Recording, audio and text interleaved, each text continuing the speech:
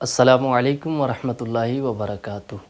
حضرت سیدنا ابو الحسن توسی رحمۃ اللہ تعالیٰ علیہ اپنی نیکیاں چھپانے کا بہت خیال رکھا کرتے تھے، اور یہاں تک آپ فرماتے ہیں کہ اگر میرا بس چلے تو میں کرامن کاتبین سے چھپ کر عبادت کروں۔ اس سے ہمیں پتہ چلا کہ حضرت ابو الحسن رحمۃ اللہ تعالیٰ علیہ اپنی نیکیوں کے معاملے میں کس قدر سنجیدہ تھے۔ حضرت سیدنا ابو عبداللہ رحمۃ اللہ تعالیٰ علیہ فرماتے ہیں کہ میں نے 20 سال کا عرصہ حضرت ابو الحسن توسی رحمۃ اللہ تعالیٰ علیہ کے ساتھ گزارا، اور میں نے اس عرصے کے دوران جمعہ اور دیگر فرائض و واجبات کے علاوہ کبھی بھی حضرت سیدنا ابو الحسن توسی رحمۃ اللہ تعالیٰ علیہ کو 2 نفل پڑھتے بھی نہیں دیکھا۔ ناظرین، اس بات کو سمجھیے کہ وہ عبادت جس کے لیے لوگوں کے سامنے آنا ضروری تھا، جیسے نماز ہے اس کے لیے جماعت کے ساتھ شامل ہونا ضروری تھا، اس طرح وہ عبادت جس کے لیے لوگوں کے درمیان آنا ضروری تھا وہ عبادت تو الگ، لیکن اس کے علاوہ دیگر جو انفرادی عبادت ہوتی ہے اس کے حوالے سے حضرت ابو عبداللہ رحمۃ اللہ تعالیٰ علیہ فرما رہے ہیں کہ میں نے ابو الحسن توسی رحمۃ اللہ تعالیٰ علیہ کو کبھی 2 نفل پڑھتے بھی نہیں دیکھا۔ مزید آپ یہ فرماتے ہیں کہ حضرت ابو الحسن توسی رحمۃ اللہ تعالیٰ علیہ کا ایک مخصوص کمرہ تھا۔ آپ رحمۃ اللہ تعالیٰ علیہ ایک برتن میں پانی لے کر اس کمرے میں داخل ہو جاتے اور اندر سے دروازہ بند کر لیتے۔ حضرت ابو عبداللہ رحمۃ اللہ تعالیٰ علیہ فرماتے ہیں کہ میں نہیں جانتا کہ آپ اس کمرے میں کیا کرتے ہیں، یہاں تک کہ ایک مرتبہ ایسا ہوا کہ حضرت ابو الحسن توسی رحمۃ اللہ تعالیٰ علیہ کا بچہ وہ رونے لگا، اور اس کی والدہ جو تھی وہ اس بچے کو چپ کروانے کی کوشش کرنے لگی۔ تو میں نے پوچھا کہ یہ بچہ کیوں رو رہا ہے، تو اس پر بچے کی والدہ نے جواب دیا کہ اس کے والد جو ہیں یعنی ابو الحسن توسی رحمۃ اللہ تعالیٰ علیہ اس کمرے میں جب جاتے ہیں تو تلاوت قرآن کرتے ہیں اور روتے ہیں، اور یہ بچہ ان کی آواز سن کر رونے لگ پڑتا ہے۔ اس کے بعد حضرت ابو عبداللہ رحمۃ اللہ تعالیٰ علیہ مزید یہ فرماتے ہیں کہ حضرت ابو الحسن توسی رحمۃ اللہ تعالیٰ علیہ اپنی نیکیاں چھپانے کا اس قدر اہتمام کیا کرتے تھے کہ جب آپ اس کمرے سے باہر آتے تھے تو آپ اپنی آنکھوں میں سرما لگاتے اور منہ دھو لیتے۔ کیوں؟ کیونکہ دیکھنے والوں کو یہ اندازہ بھی نہ ہو کہ یہ روئے ہیں۔ اللہ اکبر۔ ناظرین، اس واقعے کو سنانے کا مقصد آپ کو ایک چیز سے آگاہ کرنا تھا جو ہمارے معاشرے میں پائی جاتی ہے، اور وہ ہے حب مداح۔ آئیے پہلے اس کی ڈیفینیشن سن لیتے ہیں۔ حب مداح کہتے کسے ہیں؟ تو اس کی سادہ سی ڈیفینیشن یہ ہے کہ کسی کام کو اس وجہ سے کرنا کہ اس کام پر لوگ تعریف کریں، یا اس چیز کی خواہش رکھنا کہ میں فلاں کام کروں تو لوگ میری تعریف کریں، اسے کہتے ہیں حب مداح۔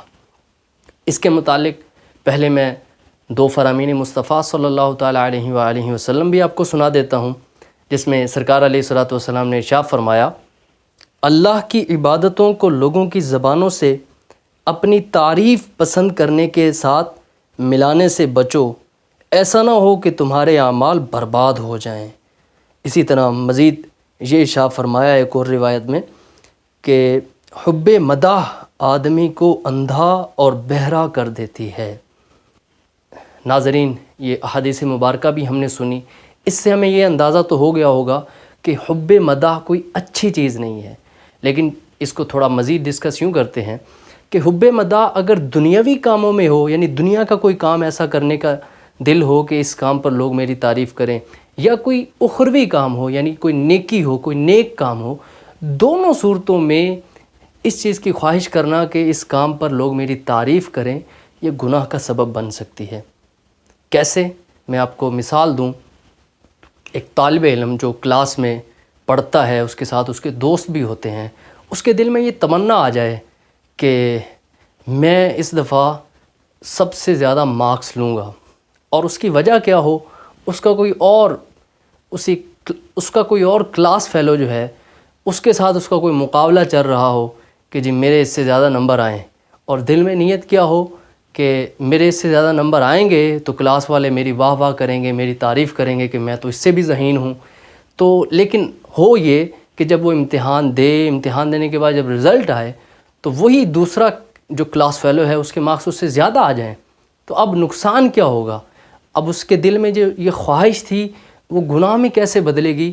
وہ یوں بدلے گی کہ جب وہ یہ دیکھے گا تو ہو سکتا ہے کہ اس کے دل میں اس کلاس فیلو کے لیے حسد پیدا ہو، ٹھیک ہے، اسی طرح بغض اور کینہ پیدا ہو. تو اس سے ہمیں پتہ چلا کہ یہ حب مدح جو ہے کس طرح گناہوں کا سبب بنی. اور دوسری طرف نیکیوں کی بات کی جائے تو یہ تو بالکل عام سی بات ہے کہ اگر ہم یہ نیت کریں یا خواہش رکھیں دل میں کہ میں کوئی نیکی کا کام کروں، عبادت کروں، نماز پڑھوں، روزہ رکھوں تو جو ہے نا لوگ میری تعریف کریں، نماز پڑھوں تو لوگ مجھے نمازی کہیں، روزہ رکھوں تو روزہ دار کہیں، حج کروں تو لوگ حاجی کہیں. اب یہ خواہش تو خود ہی بتا رہی ہے کہ یہ کس گناہ کی طرف لے کے جا رہی ہے. لیکن میں آپ کو بتا دیتا ہوں یہ خواہش جو ہے یہ ہمیں ریاکاری کی طرف لے کے جا رہی ہے. اور ریاکاری کوئی عام گناہ نہیں ہے، اس کے بارے میں روایات میں آتا ہے کہ یہ شرک اصغر ہے، اتنا بڑا گناہ ہے یہ. اور اس کا سبب کیا بنا؟ یہی حب مدح.